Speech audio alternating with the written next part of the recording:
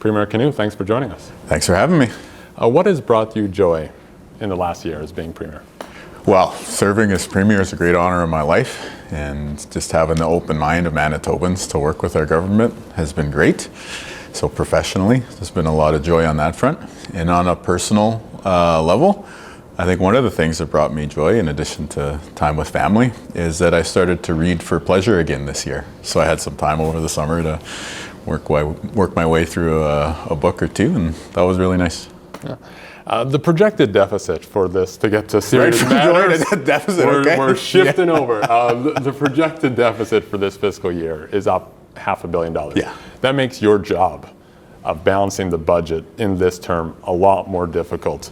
Yeah. Why won't you adjust your timeline to balancing the budget? Well, I think it's important that Manitobans see that we're serious about balancing the books, and it is going to take a lot of hard work on our part. But I think a few things that I point to is, one, we're showing that we're serious about the investments in healthcare. When we look at what the pressures are, it is about making sure that we get healthcare right and the right level of resources for healthcare after years of seeing the healthcare staff go through deterioration and challenges and cuts and things like that. So that's one big priority. And then the other, I guess, reason for optimism is that the economy is growing. And you see that in the debt to GDP number getting better, even within the year from when we brought the budget in. So it shows you that we have an economy that's moving in the right direction, even if Manitobans are still living through that high cost of living. So it is up to us to make these important decisions over the next couple of years to bring things into balance. You're not planning to budge from the timeline, though? Not budging from the timeline, no. How do you get to that path to balance? Because an array of political scientists and economists, they don't see that path to balance. How can you control costs when your spending this year is over 6%? You need to have it at 2.5% in the future years just to hit that path. Well, the first thing that we got to recognize is that we have to build our cost structure.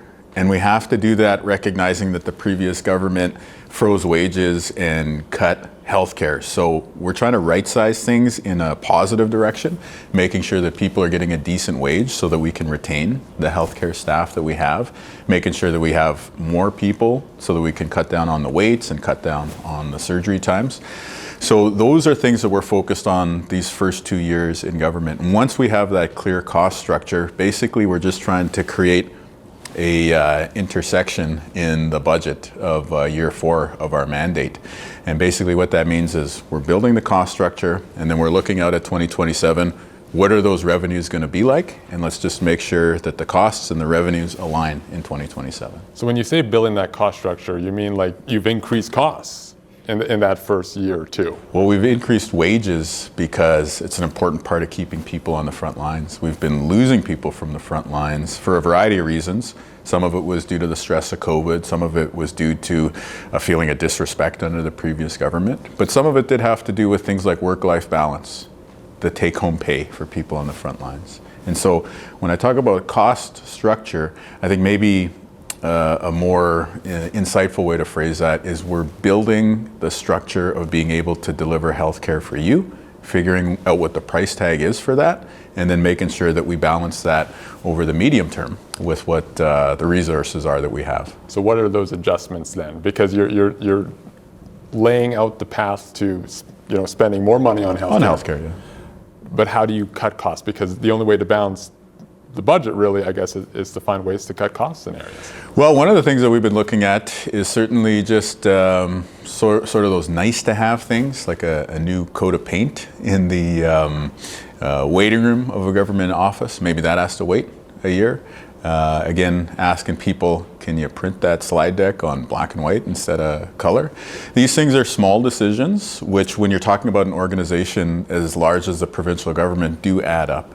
And so we're trying to ensure that we protect services that Manitobans rely on, of course, first and foremost in healthcare, but also important areas like the school system, clearing of highways, things like that. But then maybe taking a look at some investments that maybe we could wait to pursue for a year or two. So what are those things that you're going to be delaying? Well, I'll give you a few examples there. Look, I mean, that doesn't get you to, if you're your deficit again is up by $500 million. That doesn't get you down to. Well, actually, when you look at some of those, again, decisions that look really small in the one-off situation, when you consider how big the provincial government is and you scale that up over an organization of that size, it does get you into the tens of millions of dollars range. And then when you combine that with a growing economy, that's how over a couple years into the future, you can see a path to balance. Are you concerned on healthcare that you're giving perhaps mixed messages? You've negotiated better contracts, you've expanded services, you're trying to hire more workers, but at the same time, healthcare is $400 million over budget, and you're throwing the administrators under the bus and telling them to contain costs. How is that? How fair is that? Well, I think everyone knows that the healthcare bureaucracy in Manitoba could do a better job. When we talked to Manitobans in the election last year and we said we want to take resources away from the bureaucracy and put it on the front lines, nobody objected to that. Everyone has a sense that where the resources belong are with the nurse and the healthcare aide and the x-ray tech and the doctor who's working with you directly. And the bureaucracy, there should be a minimal level of bureaucracy necessary to support the front lines. There's a really important question at the heart of what you're getting at here, though, that I think goes beyond just like whether we need to incentivize a stronger financial performance from the people who run the healthcare system for us. And that is something that I've been hearing about from a lot of people in public health, which is the tyranny of the acute. And this is more why we need to think about the sustainability of healthcare over the long term, like over the next decade. Why does it make sense for us to build a sustainable approach to funding healthcare in Manitoba? It's because the tyranny of the acute means that the tyranny of the acute is a phenomenon where the cost of running the healthcare system gets so big that it crowds out the other investments we need to make that would help people be healthier in the community. So right now, we're trying to figure out clarity on what will it take in terms of dollars and cents each year to give you the emergency room wait times coming down that you want, the surgery wait times coming down that you need, while we still preserve resources so that we can have a school food program that's going to keep kids healthy for the decades to come, that's going to have investments for seniors care and personal care homes so people can live independently or they can live with assistance, as the case may be, with dignity and stay out of the hospital in those situations. So again, we're protecting healthcare and focusing on the front lines. We are being very demanding of our healthcare bureaucrats to ensure that they're being responsible with your tax dollars. But at the end of the day, the reason why we need clarity on what it costs to run our healthcare system is so that we can plan to do the other things in the community that actually make people healthier. Fitness, nutrition, the social determinants of health. And so to those on the front lines, we love the work that you do. We value you so much. And part of the reason why we are trying to ensure that you have the resources that you need within a sustainable long-term funding picture is so that we can help alleviate the long-term pressures on the healthcare system by keeping people healthy at home. Have you determined how Manitoba would respond if there are tariffs that the United States hits on Canada? And if so, could that mean cutting off hydro or other resources? So I don't want to get into specific measures at this point, but we are, continuing to develop a very comprehensive plan for January 20th, which would include a potential response to tariffs, but also a response to what may be a number of executive orders that a new Trump administration might bring in on day one. The reason why I don't want to lay all the specific details out now is I think we're in a negotiating period right now. And I think the party in a negotiation that's usually in a rush to put all their cards on the table or a rush to try and push a conclusion usually gives up some leverage in the process. So what we've said is basically what you've heard me say alongside the other premiers, right? Which is the premiers in Canada are united on border security, military spending, cracking down on drugs. And the reason why I think that's an important message for us to send right now is, one, you can see from the comments in the States that it's being heard by an American audience. So it helps us on the jobs and economy side. But also really importantly, because these are things that Manitobans want. Manitobans want action on the drug crisis. They want secure borders. They want the Canadian Armed Forces to have the necessary resources. So I hope Manitobans see that these comments by premiers on these three priority areas of military, border, and cracking down on drug trafficking, this is our first step.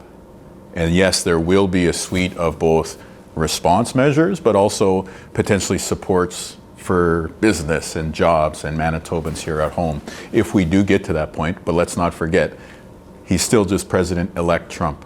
His cabinet has not been sworn in. So I don't want to get too far in terms of talking about the hypotheticals until we actually see what we're dealing with. Would you share, though, if a retaliatory tariff would be a consideration that Manitoba is weighing? Well, we're certainly considering a number of options, some of which are facing the U.S. and some of which are, we could say, domestically facing, meaning like what sort of supports do business and employees need if we are going to face an economic disruption. I think one thing that I would rule out, though, along with what we've seen from other provinces, is export tariffs.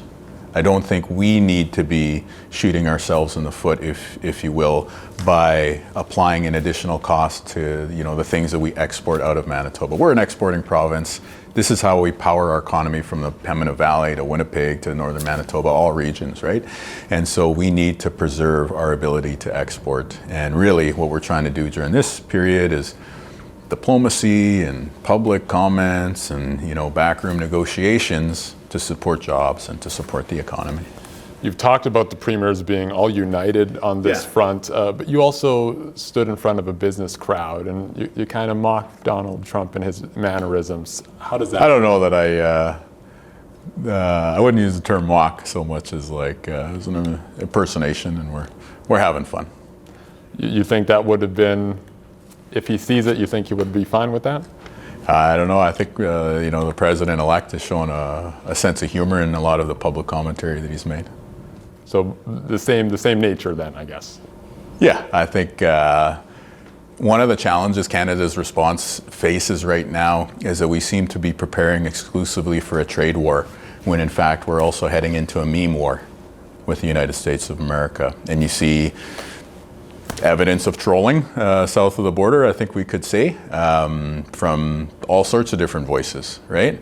And so I like the idea that Canada can stand up for ourselves with economic measures, that we can stand up for ourselves with diplomacy, but also that we can have a good comeback if somebody takes a shot at us too. Will you attend Donald Trump's inauguration? Personally, I will not, no. We are still working on whether we might have some sort of presence to participate, but no real news to share there. Yeah. On homelessness, I know you might share that your government has housed 1,100 people over the last year, but this issue remains a big problem. Huge. Yeah. We see it on our streets and our bus shelters. We maybe haven't seen much by way of new builds or the refurbishing of existing ones. What's coming in the next year? Well, 2025 for our government is going to be the year that you, as the average Manitoban, start to see big steps on homelessness.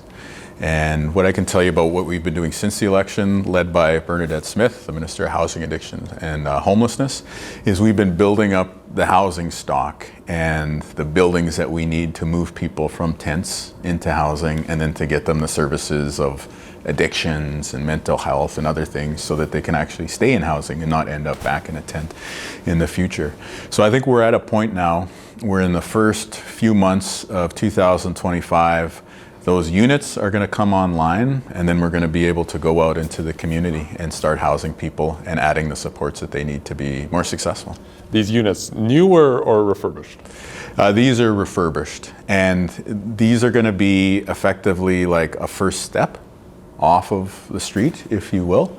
So again, the trip to Houston was good at bringing people together, but we also learned that it's basically like a ladder. There's a very first shelter-like step that people need, and then there's a more medium-term, bachelor suite apartment kind of thing that's still on the very, very social, affordable side of housing spectrum. And then from there, people could move into Manitoba housing, and then the private rental market beyond that. So it's taken time for us to get those units together, to get the relationships with the private sector, so that when somebody's been in Manitoba housing for say 5 years, we could transfer them over into an apartment that they're just renting from a run-of-the-mill landlord, for lack of a better term there. But now that we have that sort of ladder in place, 2025 is the year where we go out and start moving people into more dignified living conditions. And do you have those units at all those steps? Yeah. In Manitoba housing, there's a huge need. I think everybody recognizes that. But we do have units available to start with this process of moving people along. Can you throw a number out there in terms of perhaps how many people could be housed through this? Well, I think what we're going to do is move camp by camp, right? So it's actually going to start at that level of, do we start with, say, the encampment near the Misericordia? Or I think you've seen some positive signs with the Granite Curling Club encampment recently. So using those two examples, okay, let's say there's maybe a couple dozen people at the Misericordia site. It's really going to start at that very level of a few dozen people at a time. Let's move them into housing. Let's make sure that the camp gets cleaned up, and then let's make sure that it doesn't get set up again because people have been successful in their new housing. Is this part of the strategy you shared a few weeks ago Yeah. about going encampment to encampment and saying, we want to get you a home within 30 days? Exactly. That's what this is part of. Yeah, exactly. And progress on that in the first few months of this Yeah. year. The supports for that housing would be expensive. It would cost Yes. more than $50,000 per year per resident, according to research CBC has done. Okay. How much are you budgeting for the supports for these residents? Well, there's a huge investment in this year's budget, well over $100 million. And as we go into next year's budget, obviously we're not at budget day yet. That'll come in March. But we will see an increase in the resources for homelessness because this is a priority area. And the most important thing is, okay, if the camp at the Granite Curling Club has been taken down, I think the real thing that people want to see long term is it going to pop up again or not?